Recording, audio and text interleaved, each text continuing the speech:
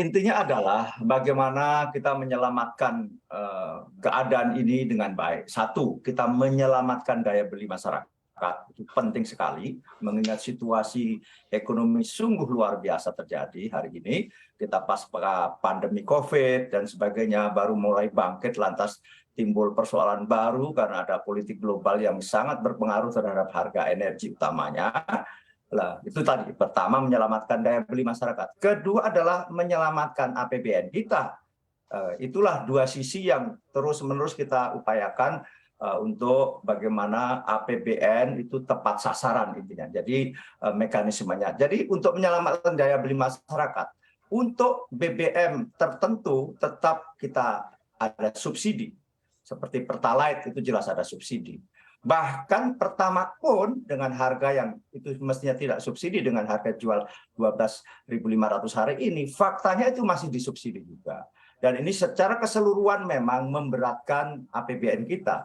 Dalam APBN tahun 2022 yang sedang berjalan ini, itu subsidi BBM dan gas itu hanya 77 triliun. Sekali lagi ya, subsidinya hanya 77 triliun itu BBM dan gas. Karena total subsidi energi adalah 134 triliun, di mana 77 triliun adalah subsidi BBM dan gas, dan 57-nya untuk subsidi listrik. Nah, tetapi dengan perkembangan harga dunia energi yang luar biasa, dulu kita tetapkan dengan asumsi bahwa Indonesia Crude Price atau ICP dengan $63 per barrel.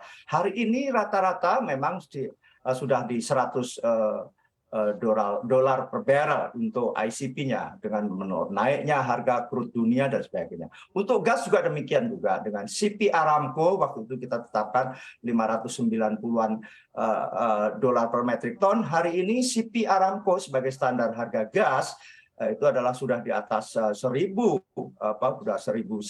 bahkan. Nah, inilah yang menjadi problem. Kenapa demikian jadi problem? Karena begitu harga naik dunia, kan memang kita defisit di penyediaan BBM. Lifting minyak kita seharinya baru rata-rata, bahkan ini terus turun. Di APBN yang lalu kita tetapkan 703.000 barrel per hari, tetapi faktanya kita tinggal kurang lebih hanya 640.000 barrel per hari saja.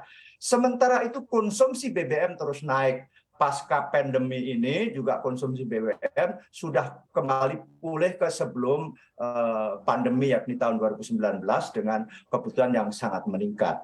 Bahkan beberapa waktu lalu kita hitung misalnya kebutuhan di Pertalite yang dalam APBN kita siapkan sampai 23 juta kiloliter misalnya ada indikasi untuk ditambah, bahkan waktu itu kita putuskan untuk ditambah 5 juta kiloliter sehingga sampai 28 juta kiloliter sekian. Nah, tetapi dalam perkembangannya kemudian memang berat karena apa? Penyediaan penambahan Pertalite itu juga konsekuensinya menambah anggaran. Nah, ada himbauan dari Presiden memang bahwa Presiden tidak ingin Pertalite dan sebagainya atau BBM itu secara volume bertambah karena semakin memperberat APBN, maka jalannya adalah bagaimana yang ada itu betul-betul tepat sasaran. Maka lantas kita berbagai skema BBM bersubsidi itu dilakukan oleh pemerintah. Ada yang Pertamina misalnya mengeksersis dengan dengan My Pertamina dan sebagainya. Intinya adalah begini. Baik, sekarang kita ke Pak Tiko. Pak Tiko, ini sebetulnya apakah BPH Migas ini memberi tenggat waktu begitu Pak untuk penerapan larangan bagi kendaraan roda 4 dengan kriteria tertentu untuk membeli Pertalite? Berbagai skema sedang diuji coba, salah satunya itu tadi misalnya kendaraan di bawah 1.500 cc lah atau paling tinggi 1.500 cc kendaraan roda 4. Bahkan saya dalam titik ekstrimnya adalah sudahlah karena beratnya APBN kita, maka yang berhak Pertalite itu hanya motor dan kendaraan umum. Nah, tentunya nanti akan diklasifikasi. Jadi BBM bersubsidi misalnya motor dan kendaraan umum dan solar juga misalnya demikian.